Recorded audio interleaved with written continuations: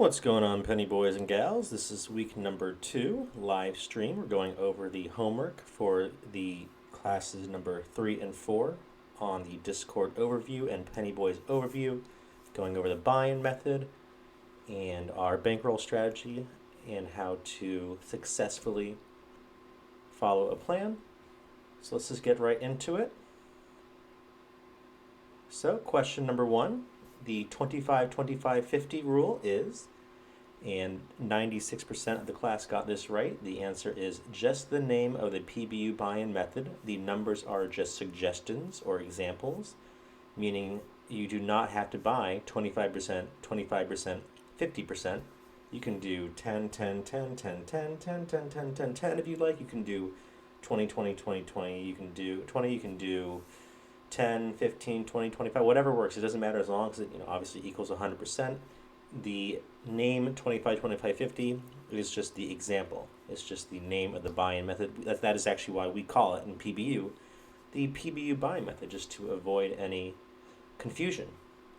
And that buy-in method just basically means buying in small, trying to get a good average by being patient, and buying during upward confirmation. All right, you should know how much money you are going to use for an alert before entering it. And as you can see, 100% got this right. The answer is true. Before you enter an alert, you should have a plan as far as your entry and exit, but also as far as how much money you want to use for that alert using your bankroll strategy. Upward confirmation is, and 98% said, when the stock is starting to find a strong uptrend. And you can figure this out by using indicators, which we will be going over in our charting classes coming up soon. But you gotta learn how to crawl before you walk and walk before you run. So this is the crawling part. Next week will be the walking part, doing the psychology and the strategies. So when the stock is starting to find a strong uptrend, that is when you buy your last buy, which is the upward confirmation buy. Making buys every time the stock drops a certain percentage is called the drop percentage strategy, which means that you predetermine a percentage that you want to buy at. So let's say your percentage is 2%. That means every time the stock drops 2%, you make a buy.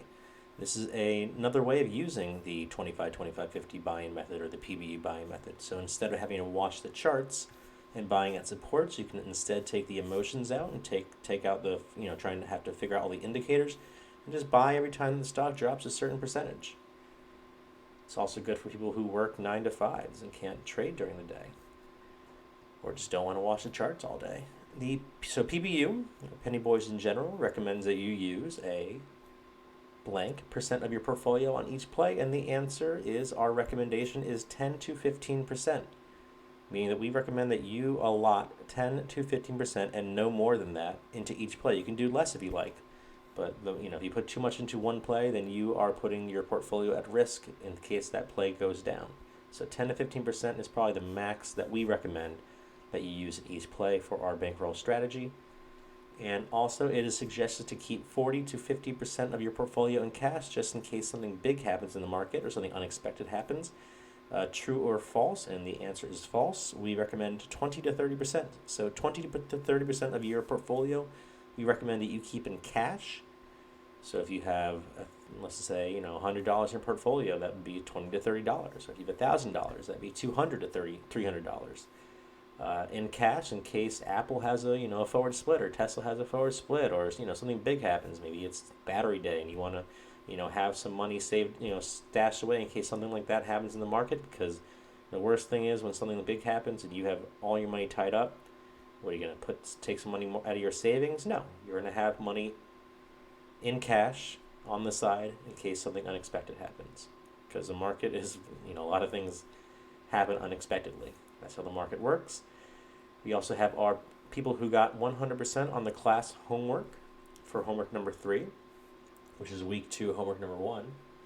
So this is 100% on the homework for the multiple choice questions. You get 5 raffle tickets each. So congratulations, Leo, Casual Pete, Mike, Imagine Ching, Dan C, Shax, Chena, D Miles, Nikki, Boosted, Jalexi, Achilles, the Dutch, Eclipse, J-Wag, Giselle, Four Finger, Left Behind, Vegas, Kika, Janeo, Ancient Penguin, Jared's LL Wolf, we had a lot this week, Slan, Ebon, Spirited Ninja, MS Trades, Dr. Doctor, Scrotus McDingle, Invest in Bull, Salvador Girl, Pierre Man, Chris, Durham Dad, Easy Money, J Cal, Matster, JK Bows, and Eastra. So congratulations all of you. And then our question, which also gets 5 raffle tickets for the top 3 answers, our non-multiple choice question. So basically we do for the homeworks, we do a bunch of multiple choice questions. You get all those right, you get raffle tickets, and then we do one non-multiple choice question, and the best answers get the tickets. And the question is, why is it so important to use the bankroll strategy and PBU buy-in method when following Penny Boy stock alerts? And Dan C says, it's important to use the bankroll method because this helps you manage your risk. If you put all your funds into one stock, you put your entire account at risk if that one stock drops. If you spread your money out over multiple stocks, you are reducing the risk you are taking. If you start small and the stock drops, then you don't lose nearly as much as if you were to put your full position in from the start. It also helps you to have a lower average, which will in turn assist in maximizing your profits. 100% correct, Dan. Yeah, if you put too much money into one play, if that one play goes down, then a big chunk of your portfolio is going to go down with it, and we don't want that. We want you to allocate your funds appropriately and diversify your portfolio, because that's how you trade smart as opposed to gambling on one stock. And as far as the buying method goes, if you start small, and like you said, the stock drops, you're not losing money, you're just getting a better average. So that's why we play these small, because we're not chasing stocks, we're not doing pump and dumps, we're trading here. Pump and dumps and chasing stocks is for people who want to try to get lucky. We're not about luck here. Luck is for losers. When luck runs out, we are here to learn how to trade. Shax says, firstly, knowing the amount of money you'll be investing in a play helps you determine your strategy. Following that, you should not invest more than 10 to 15% of your portfolio into that play. Once you have those two set, you can use a buy-in method to minimize your losses in case the play starts dumping. If you plan to chase, buying in drop percentages helps you lower down your average and increases the probability of gains if you believe in that play running. So yeah, like he said, the drop percentage is a great way to help lower your average if you aren't able to watch the stock, you aren't able to read the charts. A lot of beginners, we recommend the drop percentage because you're beginning. It takes the emotions out and it takes having to watch the charts out, and that way you can set your drop percentage, set your buys, and then go on YouTube and learn while you're making money or getting a better average. D Miles says, because every alert does not work out. Buy small to get the lowest possible average with minimal risk, and he's 100% correct. If we were 100% correct on every single alert, they wouldn't be here alerting it. They would be on a yacht or on a plane. They'd be famous because no one gets 100% of their trades correct. That's impossible. We're not computers. We're not robots. So by buying small, you are putting yourself at less risk, and you're also getting a better average in the process. So, question 1 for homework number 2, or in this case, I guess it's homework number 4, but homework number 2 for week 2. Which one is better for investing, blue chips or penny stocks? And as you can see, the answer is blue chips. Penny stocks are not for investing. Penny stocks are for trading. They are volatile. They aren't the best companies. You're in and you're out. That's how trading works. Investing is when you invest money and you put time, you wait, maybe 3 months, maybe more, maybe a couple of years, maybe 10 years. And then, you look back and you made a lot of money. But with penny stocks, you can make that a lot of money in a shorter amount of time, but it's much more risky. Which is why we're here at PBU, because we want to learn how to trade in such a risky market. And it's good to have people teaching you and learning the different tips and tricks as far as penny stocks go and just trading in general goes, because it is hard. It's not easy. I'm never going to tell you that trading is easy. I'm never going to tell you that it's easy to make money in the market. Even by following alerts, it's not easy. That's why we're here. We're here to learn. We're here to learn how to do it smart. You should set your stop loss when, and the options are you're in 100%, or as soon as you enter the alert, or you're in 50 to 75%. All those answers are technically correct if it fits your plan, which is why the correct answer is whatever fits your plan. Everybody is different. Everyone trades different. People have different emotions. People have different portfolios. People have different schedules. There's no correct time to set your stop loss. The only correct time is when it works best for you. And paper trading and just trial by error is one of the best ways of figuring out what is the best way that works for you personally. And that's a big thing about Penny Boys and just the PBU classes. Is I'm gonna preach this. Trading is about you. It's about personal. It's very personal. It's not about what everyone else is doing. We're not playing follow the leader. We're learning how to trade on your plan because you're the one trading. No one's trading for you. Your stop loss percentage has to be 5 to 7%, 10%, 11 to 20%, or the correct answer, none of the above. Your stop loss percentage does not have to be any certain amount percent. Someone can recommend you something, but ultimately it's up to you when you set your stop loss. The only thing that it has to be, or it should be, what we would recommend is that your stop loss should be determined before you enter your trade. You should know when you're going to be stopping out of a trade before you enter it. As far as the percentage goes, that's totally up to you and your plan. And once again, trial and error and paper trading is how you figure that out. You should know your stop loss and take profit percentages before you enter a play, and that is true. You should know before you enter the play. You should have a plan.